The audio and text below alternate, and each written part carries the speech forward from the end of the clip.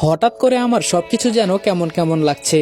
নিচে যাচ্ছি আর অন্ধকারে রিয়া ম্যামের হাতটা শক্ত করে ধরে আছি, কিন্তু সেই সময়টা আর বেশিক্ষণ স্থায়ী হয় নাই। হঠাৎ করে আমার হাত ফসকে রিয়া ম্যামের হাত বের হয়ে গেল। এখন যে আমি কি করব তা ভাবতেও পারছি না। তাহলে রিয়া ম্যাম কি আমাকে একা রেখে হারিয়ে গেল? কখন যে নিজের উপর নিজে কন্ট্রোল হারিয়ে অজ্ঞান হয়ে গেছি বলতেও পারি না। যখন আমার জ্ঞান ফিরল তখন মনে হলো যেন আমি নিস্তব্ধ নিরিবিলি একটা পরিবেশের মাঝে আছি। সামনে তাকিয়ে দেখি রিয়া ম্যাম আমার থেকে কিছুটা দূরে পড়ে আছে, আর এর কিছুটা সামনে বন্যা আর সুমন এক জায়গায় পড়ে আছে। এবার আমার চোখ পড়লো আমরা এখন কোথায় আছি। এ কি, আমার সামনে তো বিশাল বড় এক জঙ্গল। তাহলে আমরা জঙ্গলের মধ্যে আছি? আগে নিচ থেকে উঠে রিয়া ম্যামের কাছে চলে গেলাম। আশেপাশে তাকিয়ে পানি খোঁজার চেষ্টা করছি, কোথাও পানি আছে নাকি। ওরাও হয়তো আমার মতো অজ্ঞান হয়ে গেছে। এখন আমি কি যে করব ভেবে পাচ্ছি না। হঠাৎ দেখি রিয়া ম্যাম নড়াচড়া করছে। রিয়া ম্যাম চোখ খুলে দেখে আমি সামনে বসে আছি। রিয়া ম্যাম আগে শোয়া থেকে উঠে আশেপাশে তাকিয়ে বলল, আমরা পালাতে পেরেছি। এই বলে রিয়া ম্যাম খুশিতে আত্মহারা হয়ে আমাকে জড়িয়ে ধরলো। কি বলবো ভাই, আমি তো এখন আর নিজের ভেতরে নাই। আমার কলিজাটা 3 ইঞ্চি ফাঁক হয়ে কাঁপাকাঁপি করছে। আমার ভেতরে এমন একটা ফিলিংস এসেছে যে এখন যদি কেউ আমাকে লাঠি দিয়ে পিটিয়ে মেরে ফেলে তাহলে আমি বলতেই পারবো না।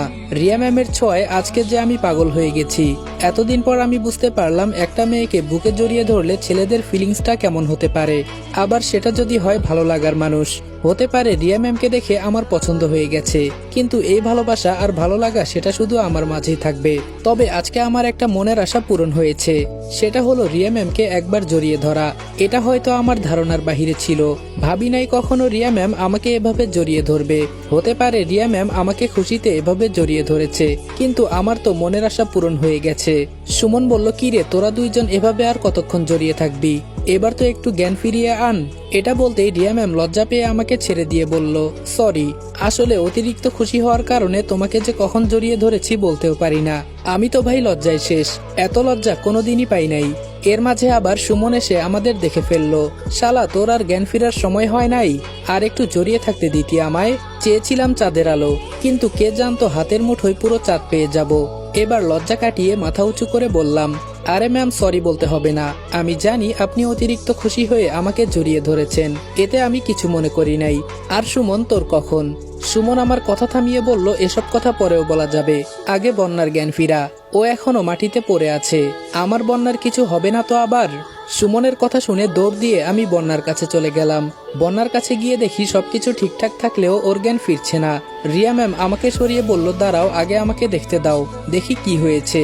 এই বলে রিয়া ম্যাম বন্যার সামনে গিয়ে হাত দিয়ে ইশারা করে কি কি যেন করতে লাগলো। কিছুক্ষণ পরেই বন্যার জ্ঞান ফিরে গেল। বন্যা সামনে সুমনকে দেখতে পেয়ে বলল, তুমি কেমন আছো? ঠিক আছো তো? তোমার কিছু হয় নাই তো আবার? সুমন হাসি দিয়ে বলল, না, আমি ঠিক আছি। তোমার জন্য আমার চিন্তা হচ্ছিল। আর খুশির খবর হলো আমরা ওখান থেকে পালাতে পেরেছি। বন্যা আমাকে ধন্যবাদ দিয়ে বলল, ভাইয়া, তুই নিজের আপন ভাই না হলেও আমার আপনের চেয়েও বেশি। আজকে তুই আমাকে আবার নতুন করে বাঁচতে শিখালি, নতুন জায়গা উপহার দিলি। অনেক অনেক ধন্যবাদ তোকে। পেছন থেকে সুমন আমাকে খুশি দিয়ে বলল, শালা, তাই বলে তখন আমাদের ধাক্কা দিয়ে নিচে ফেলে দিবি? আমি হাসি দিয়ে বললাম, এখানে আমার কোনো দোষ নাই। আমাকে রিয়া ম্যাম বলেছে এই কথা, এজন্য আমি এমন করেছি। রিয়া ম্যাম আমার দিকে চোখ ঘুরিয়ে বলল, দেখো, একদম মিথ্যা বলবা না। আমি বলেছি নাকি তুমি আমার কানে কানে বলেছো? আমি সবাইকে থামিয়ে বললাম, হয়েছে হয়েছে, আর কোনো কিছু বলতে হবে না। আমরা পালাতে পেরেছি, এটাই অনেক বেশি। এখন চলো আমরা কোথাও গিয়ে বসি। সবাই মিলে ভালো একটা জায়গা দেখে বসে পড়লাম। অনেকক্ষণ পর রিয়া ম্যাম বলল, তোমরা সবাই তো জানো আমি কোনো সাধারণ মানুষ না, আমি একজন পরী। আমি স্বাভাবিকভাবেই উত্তর দিলাম, আমি তো সবকিছুই জানি। অন্য সবকিছু শুনেই আপনাকে আমি পালাতে সাহায্য করেছি। বন্যা বলল, আমি তো আপনার বিষয়ে অনেক কিছু জানি, তাই আমার আর কিছু বলার নাই। আমি বোকা হয়ে বন্যাকে প্রশ্ন করলাম, তুই জানিস মানে? বন্যা স্বাভাবিকভাবে রিয়া ম্যামের দিকে তাকিয়ে বলল, ভাইয়া, তুই হয়তো জানিস না, আমি রিয়া ম্যামকে প্রতিদিন খাবার দিতাম। রিয়া ম্যামের প্রতিটা কষ্টের কথা আমি জানি, কিন্তু কি করব বল, ওইখানে তো আমি নিজেই বন্দী ছিলাম। আমি অনেকবার সুমনকে বলেছি রিয়া ম্যামের জন্য আমার কিছু করতে ইচ্ছে করে, তবে আমরা পারি নাই। শেষে তুমি ভাইয়া, তোমাকে অনেক অনেক ধন্যবাদ। সবকিছু শুনে আমি বললাম, হয়েছে, আর বলতে হবে না, আমি সবকিছু বুঝে গেছি। তো রিয়া ম্যাম এখন কি করবেন? রিয়া ম্যাম আমার দিকে তাকিয়ে বলল, আমি এখন আমার রাজ্যে ফিরে যাব। সবাই হয়তো ভাবছে আমি আবার ফিরে আসব, সেই অপেক্ষায় আছে সবাই। রিয়া ম্যামের কথা শুনে আমি কোনো উত্তর দিলাম না, শুধু সুমনকে বললাম, বললাম, সুমন তুই তোর বাবা মার কাছে ফিরে যা, আর বন্যা তুমিও। বন্যা মাথা নিচু করে বলল, আমার আম্মু আমাকে ছোট রেখেই মারা গেছে। বাবা আম্মু মারা যাওয়ার পর নতুন বিয়ে করেছে, অনেক অত্যাচার করে ওরা আমার উপর, কিন্তু মাঝে তো আমি হারিয়ে গেলাম, এখন আমি আর ওখানে ফিরে যেতে চাই না। সুমন বন্যার হাত ধরে বলল, তোমাকে কোথাও ফিরে যেতে হবে না, তুমি আমার বউ হয়ে আমাদের বাসায় যাবে।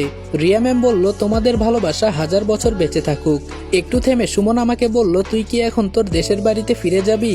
আমি হাসি দিয়ে বললাম, আমার আবার দেশের বাড়ি? যার এই পৃথিবীতে কেউ নেই তার আবার দেশের বাড়ি।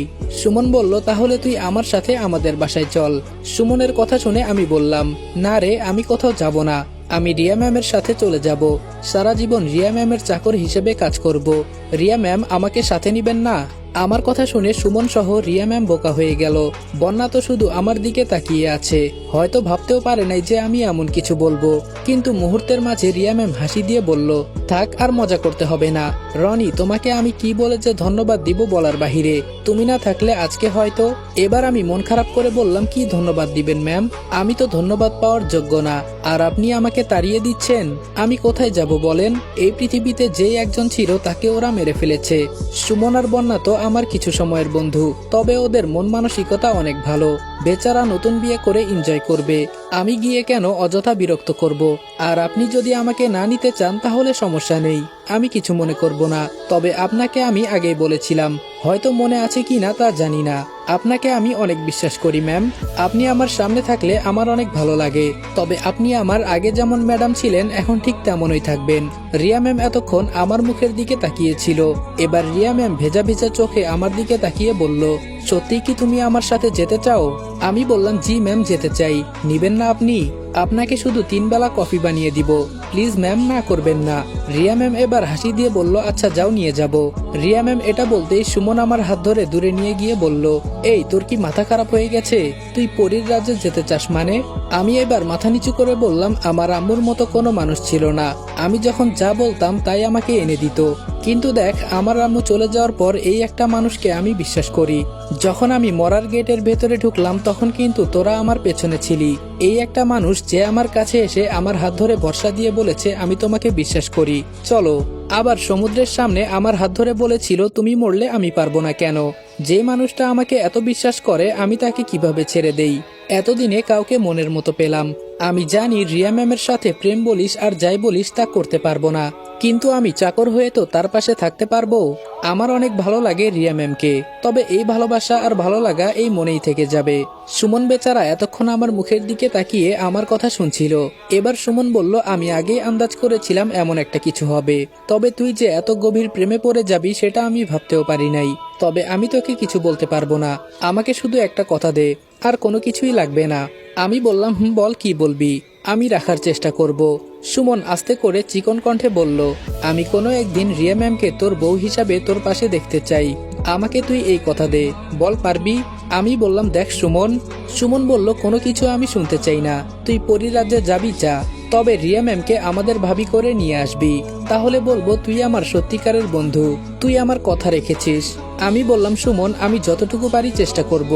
সুমন বলল, চেষ্টা না, ভালোবাসার জন্য দরকার হলে যুদ্ধ করবি, আমি তো আছি, তোর সাথে রিয়া ম্যামকে খুব মানাবে, আমি জানি তুই অবশ্যই পারবি, আমার বন্ধু পারে না এমন কোনো বিষয় নাই। সুমনের গলায় হাত দিয়ে বললাম, আসলে তুই আমার সত্যিকারের বন্ধু, অনেক মিস করব তোকে। এখন চল, ওরা হয়তো আমাদের জন্য অপেক্ষা করছে, ওদের কাছে গিয়ে দেখি বন্যা আর রিয়া ম্যাম মিলে আড্ডা দিচ্ছে। আমরাও গিয়ে বসে কিছুক্ষণ কথা বললাম। কথার মাঝে রিয়া ম্যাম বন্যার একটা হাত তুলে সুমনের হাতে দিয়ে বলল, সারা জীবন এই হাতটা আগলে রাখবা, ওকে কিন্তু কোনো কষ্ট দিবা না, আর এখান থেকে গিয়েই বিয়ে করে নিবা। যদি উল্টাপাল্টা কিছু হয় তাহলে আমি চলে আসব, আর আমি তোমাদের এখনই বাসায় পাঠিয়ে দিচ্ছি। সুমন আর বন্যা আমার দিকে কাঁদো কাঁদো নজরে তাকিয়ে আছে। সুমন শুধু বলল, তোকে ছেড়ে যেতে মন চাইছে না রে বন্ধু। বন্যা বলল, এই বোনটাকে দেখতে মাঝে মাঝে আসবি তো? আমি তো তোর ছোট বোন, তোর ছোট বোন কিন্তু তোর আশায় বসে থাকবে, আমাদের ভালোবাসা নিস। আর রিয়া ম্যাম, আমার ভাইকে আপনার হাতে তুলে দিলাম, আমার ভাইটাকে কিন্তু দেখে রাখবেন। রিয়া ম্যাম হাসি দিয়ে বলল, ওগুলা নিয়ে তোমরা কোনো চিন্তা করো না, আলবিদা। সুমন বলল, বিদায় রনি। শেষ বাক্যটা আস্তে করে বলল, বিদায় ভাবি, যেটা শুধু আমি বুঝতে পারলাম। হঠাৎ করে সুমন আর বন্যা অদৃশ্য হয়ে গেল।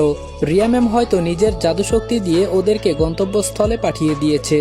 বন্যা আর সুমন যেতেই রিয়া ম্যাম আমার দিকে তাকিয়ে বলল, একটু দূরে যাও তো রনি। আমি বললাম, কেন ম্যাম, কি করবেন? রিয়া ম্যাম বলল, কিছু না, তুমি একটু দূরে যাও। এখানে আমার কাছে দাঁড়িয়ে থাকলে তোমার ক্ষতি হবে। আমি আর কি করব, রিয়া ম্যামের কথা মতো চুপচাপ দূরে সরে গেলাম। আমি দূর থেকে দাঁড়িয়ে দেখছি রিয়া ম্যামের চোখ হঠাৎ করে লাল বর্ণ ধারণ করেছে। আচমকা যেন সবকিছু আপনা আপনি কাঁপতে লাগলো। আমার চারদিকের পরিবেশ এমন হয়ে গেছে, মনে হচ্ছে যেন ভূমিকম্প সৃষ্টি হচ্ছে। রিয়া ম্যাম চোখ মুখ লাল করে এমন জোরে এক চিৎকার দিয়েছে, ভয়ের চোটে যেন সবকিছু থরথর করে কাঁপছে। আমার মনে হয় আজকে রিয়া ম্যামের যত রাগ আছে সব এখানে প্রকাশ করবেন। আমি তাড়াতাড়ি এবার নিচে বসে চোখ বন্ধ করে নিলাম। এছাড়া আমার কোনো উপায় নেই।